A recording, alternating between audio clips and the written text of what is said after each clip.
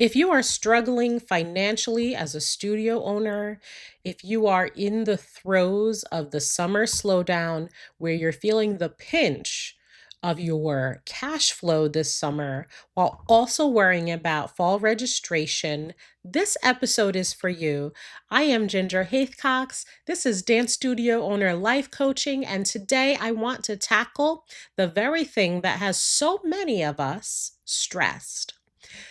I have spent time recently talking to so many studio owners. I attended the Dance Life Teacher Conference and I'm working with my clients. And the thing that seems to be on so many people's minds is money. Now, the irony is not lost on me that we just finished a 3-episode series about being unapologetically wealthy. But for many of us, the truth is that seems like such a far off pipe dream that will never happen. Being wealthy seems so far out of reach when you can't make your bills, when you have debt higher than you ever could have imagined, when your credit cards have a balance that you're not able to pay off each month, when you don't know how you're going to make ends meet and you're lending money into your business. Now, here's the thing. If this is you, you are not alone. So many of us are in this position. And some of that is not even our own fault. We are taught that debt is good. We are taught to get a business credit card and use the rewards. We are taught that you need a loan, you need capital, you need business partners to infuse cash into our businesses, right? We see this in TV shows. We see Shark Tank. People with brilliant ideas, they bring these things to the Shark Tank hoping for an investor. It is just so common that we just assume that this is the way to do it. But the problem happens when we realize that it doesn't work. We realize that a mounting debt in credit cards and loans and us loaning money into our business isn't really getting us anywhere. The only thing that we're getting is more bills. To have true freedom, you free yourself from bills that you have to pay, and instead you pay bills that you choose to pay because these are optional services. You see, if you have a credit card or two, a loan from the SBA or a bank or a family member, and you're paying yourself back for money you put into your business, plus you're not taking a paycheck, you have 4 or 5 things that are sweeping away the money from your accounts and your cash flow before you even get started each month. And then when you come into this time of year in the summer where registration is in flux, where you're not sure what is going to happen in the fall, and you're running out of money, it is stressful and it's painful, my friends. The reason why I feel it's so important to talk about this is because I have been there. I have been there. I have done this. I've done the work to dig out of debt from a personal loan for flooring for the studio when we first started in 2014 in a new building, and we had so much expenses to get that building up and running that it was beyond what I could afford in my own credit. And the pain of having to pay that money back because I felt beholden to what that person would say and do because I owed them money. The pain of feeling that you have a credit card, a business credit card that's supposed to help you grow your business because you're earning rewards and points. When you can't pay that dang bill and you're making minimum payments because you can barely keep your head above water and you're skipping a paycheck. That does not feel good. It is stress and anxiety, and it causes us to lose sleep. So what can we do? What can we do to get out of debt, to fix our cash flow? What can we do now when we are in the throes of the pain and the anxiety? What I want to say is this. If you start with a decision about how things are, and just face the facts. That is a great starting point. For me, it was when I said, we don't have the money to afford these things, let alone an emergency. I'm never going to let this happen to us again. And I made a plan from that day forward to not allow myself and my business to get into that situation where we don't know how to cover payroll, where we don't know how to pay rent. This is that point where you pivot. The point where you pivot is where you decide, I'm not going to do this anymore. I'm sick and tired of being sick and tired, and we're going to move forward in a direction towards freedom. And what I'm defining as freedom is releasing ourselves from debts, from owing other people, and from owing ourselves from money we put into our business. This is far too common, and I don't think enough people talk about it. We talk about student numbers. We talk about top line revenue. We talk about, oh, this is a new camp program that we did with this theme, and we got students registered. We talk about how many trial classes we have or what new marketing we're doing. Nobody talks about the actual thing that causes us the most pain. You can do all the marketing in the world, but if you can't manage your finances, you're going to feel horrible. You're just going to feel horrible. And you know that it's true. One of the biggest sources of anxiety for myself has been about money in the business, worrying about things. But when you get to the point that you're ready to pivot, you run those dang reports in QuickBooks or Xero, whatever you use. You run the reports. You ask your accountant serious questions. You ask yourself serious questions. You make a commitment to yourself and your family that you're not going to take money out of your personal finances to cover the business. It is that scary, scary decision that gets us to take action. If it's no longer an option to use a credit card, what do we do? What innovations will we make? How creative will we get? How hard will we work? What will we stop doing? When it's no longer an option to take out another loan, what do we do then? What do we wait to do? What do we decide? We're not going to do that because we're just doing this to impress someone. It's not even necessary. When it's not an option to run up a credit card, when it's not an option to do a loan, when it's not an option to ask your parents for money, when it's not an option to take money out of your retirement account, when it's no longer an option, it pushes everything to the other side. So instead of piling up debt and hurting yourself personally, now it pushes the responsibility back on the business to be nimble. And that, my friends, is the job of a CEO, to cut things that you don't need, to rearrange your staff so that what they're doing is actually impacting your bottom line, not hurting it. It is what a CEO is responsible for changing and adjusting the budget so it's a balanced budget.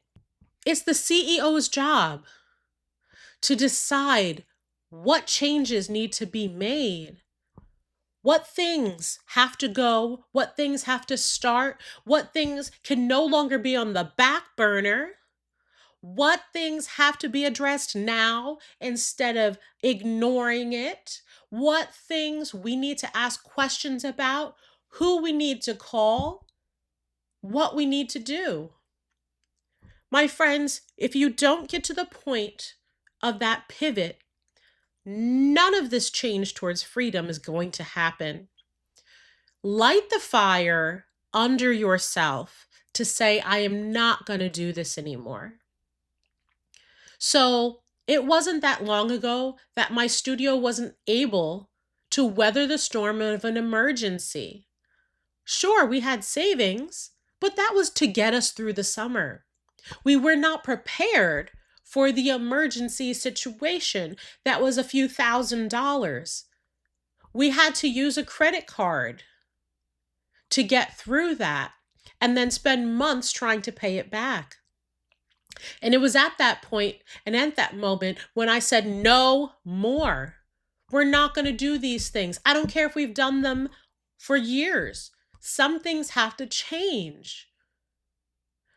When you do this pivot, when you get to this point, make decisions, make commitments to yourself. Rearrange your business, separating your identity from your studio. You are the CEO of a business. What does the CEO of a business do? You don't make decisions that are going to financially ruin your business. That's the very thing that we are doing, my friends. We are making decisions that financially ruin our business. Why? Because we feel guilty. We feel anxious. We feel like crap. We maybe don't like ourselves. We feel like a loser. We feel like we just can't face that customer pushback. We are scared. These are all emotions that are leading us to make bad business choices. And I can assure you that when you take your identity away from your studio and instead say, I'm the CEO of this business, and you don't look at yourself as so intertwined that you can't see the real problems, you are on the road to the right thing. One of the things that I am not surprised by actually is that this is the time of year when my coaching clients are ready to make that pivot. We are talking our way through every little thing about money that maybe they didn't understand but were afraid to ask. We're explaining the profit and loss statement. We're explaining the balance sheet. We're explaining and understanding tuition and discounts and all of these things. When you do that, when you face your fears head on, when you stop saying, I'll let my husband handle that. Oh, I let my bookkeeper handle that. When you do that, you're taking back your power, my friends. Ladies, it is time to take back our power. We are strong. We are creative.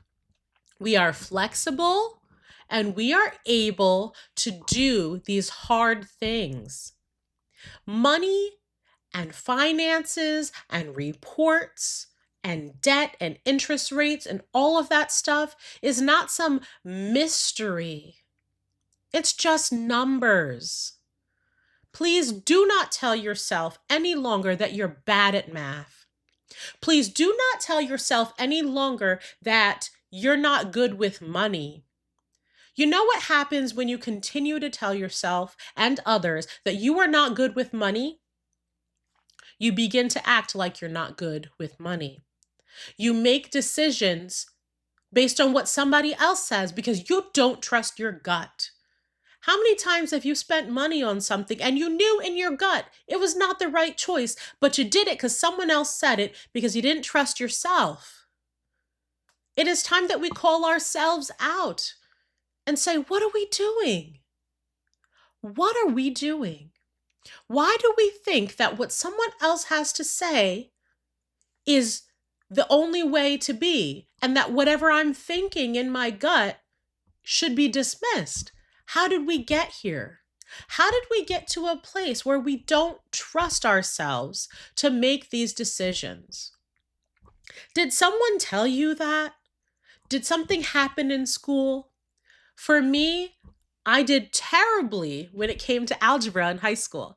Horrible, horrible. And somewhere along the line, when I took my third algebra class just so I could pass, I got this notion that I was bad with numbers. And some of you probably have heard this story before, but a few years ago, one of my life coaches said, but that's not even numbers, that's letters. It's algebra. That's not math and um, money and financials. I mean, it's a completely different concept. It's abstract. And it was kind of silly for her to say that because it just pointed out something so basic. But It goes to show how far our mind will go to convince us of things that are not true. We are the people observing what our mind is telling us about us. And it is up to us to determine if what our brain is telling us is true or false. You see, if we perceive handling money as something only a professional can do, if we perceive knowing your numbers and running financial reports and paying off debt and all of these things as something that you need an expert to do, then what happens is our brain says, well, that's too hard. Let someone else do it. And when it comes to that, our primitive brain, our motivational triad says, it's too much work. We're not going to do it. And it will create evidence to tell us that we can't. But we know that's not true. I wanted to just quickly put a push pin in that right there, because I mentioned the motivational triad, and that's this. Our brain, our immediate reaction to things, the thing that causes us to immediately feel emotions and feelings, is hardwired to conserve energy, to seek safety and avoid danger, right? This is what happens. Our brain says this is too much work. Our brain says, ooh, that's dangerous. We're going to get into something and break it, right? And when we're here in this place with this mind that is telling us one thing or another, we have to be cautious. We have to be cautious that our emotions don't rule our financial decision making. And for some of you, that financial decision making needs to start with looking at the numbers. It's as simple as that. When we attack this in my coaching, we don't immediately say, go do this and this and this and make all these changes. I ask them to spend a week or two logging into QuickBooks, logging into the studio software, and finding out their numbers. Compare last year to this year. Be curious and just look at your financial picture. It is so empowering for us to do that for ourselves instead of waiting for an accountant or an office manager or somebody to just give us those numbers. It is empowering for us to just look, ask questions, be curious, and just look at our numbers. That is the very first step. Once you've done that, now we start to evaluate that data against industry trends. Where do you measure up compared to other studios, compared to other small businesses, compared to service businesses? You know, when you do these steps, you're getting yourself more and more empowered, because you cannot go from the state you were in to making all these decisions and changing everything overnight. It is not realistic. And if someone tells you that they're going to do that overnight, run the other direction. So first, you want to be curious about your numbers, right? Then you want to evaluate and look at things against industry trends. And then you want to make your plan, right? You want to make your plan for your debt. How are you going to attack your debt? Now, as a Ramsey financial coach, I advise the debt snowball. And I advise that based on the fact that it has worked for me personally. The idea is that you line up all of your debts, all of your balances from largest to smallest. List them all. Then you're going to attack the smallest debt first. So let's say it's a credit card with $1,800 on it, and that's going to be the first one you attack. You're going to get that paid off first. Any extra money you have available, you'll put towards that, not towards new tutus or new teddy bears, hair bows, or accessories. You're not going to put that towards the new vacuum you always wanted for the studio. You're not going to put it towards rhinestones. You're going to put any extra money towards that lowest balance. When that is paid off, Not only do you get a sense of accomplishment that, look, I can do this, I can get myself out of debt, you also now have the money that you were putting towards that lowest balance. Now that will be used to pay for the next balance. Remember, we're starting from the lowest balance to the highest, and it snowballs. You get more and more money freed up to pay off debts over time.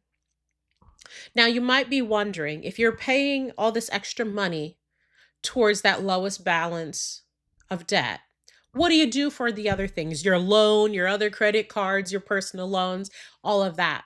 The answer is you make minimum payments.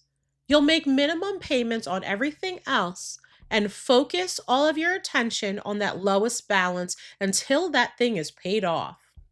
This also means during this time, you're not traveling to conventions for dance teachers. You're not going to conferences. You're not taking your whole team and racking up more debt on hotel and meals. You're not kicking out bonuses for the holidays. You're paying off your debt.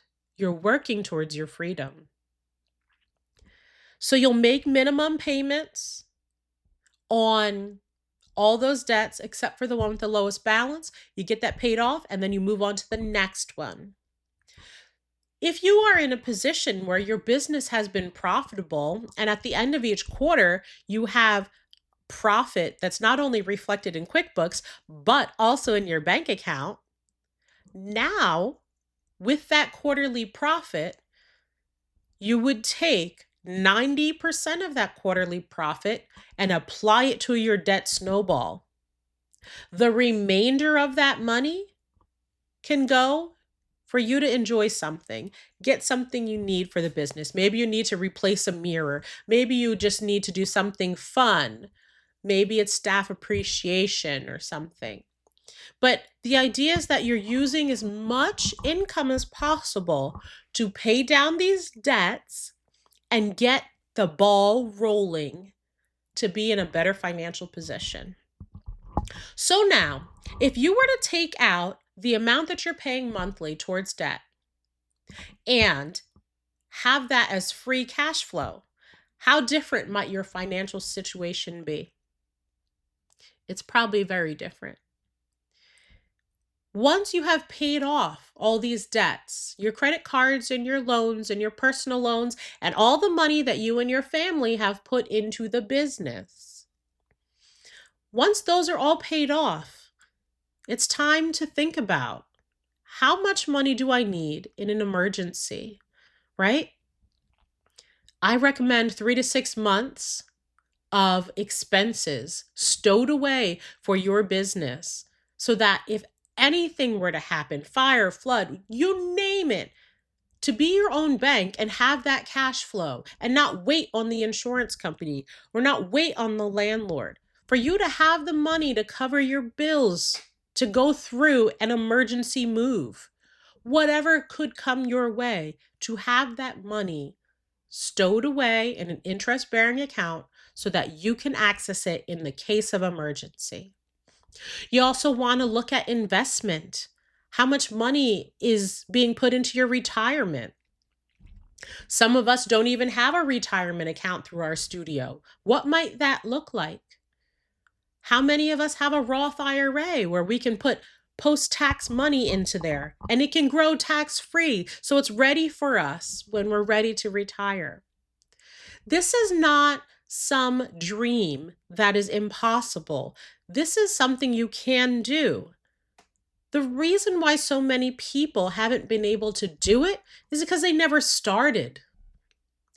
Stop assuming that this is just the way life is and it will never get better. This is the time for you to make a change, for you to pivot, for you to say, I'm sick and tired of being sick and tired, and I'm tired of having money problems. I am telling you that it is possible. I went from a summer of having no money available in the business, that I skipped a paycheck and used credit card to get through that last little bit of August, praying for September tuition to hit, to having enough money to not only pay our bills, but to have money in savings for emergency, to cover extras and nice little things, to have money to pay for payroll and rent, and then some, and to be able to go into August and September feeling like we are in a financially safe position. This didn't happen overnight. This took months and years to make this change, and I do not regret making the change. Now, I do want to say something. If you're on the other side of this and you've gotten yourself and your studio out of debt, it is not uncommon to still face financial anxiety. It still very much happens. It's still very much there because we know what it was like there, and our bodies still don't feel safe. I was telling someone recently that even with $40,000 of a buffer, I still felt a little nervous. How are we going to make it through the summer? You see, this is the same reason why so many millionaires are deathly afraid of losing all their money. It's because of this financial anxiety that sits with us. Over time, you'll work on that too. Maybe you'll need to talk to a therapist if it's severe. But know that just because you feel nervous about money does not always mean that you need to be nervous about money. Just because you feel like it's not enough doesn't necessarily mean that it's not enough. If you are making progress towards your debt-free journey, if you're making progress towards building up emergency funds, investments, and retirement as a studio owner, then you, my friend, are a success already. You are working towards a brighter future for yourself and your business. If you are ready to take the plunge, to tackle your finances head on, and you're ready to work with a coach who's been there and is ready to walk with you every step of the way, reach out to me. My website is gingerhaithcox.com, and we will set up your breakthrough call. We'll figure out what's got you stuck and how to get you to the next level. I wish you the best. I'll talk to you next time.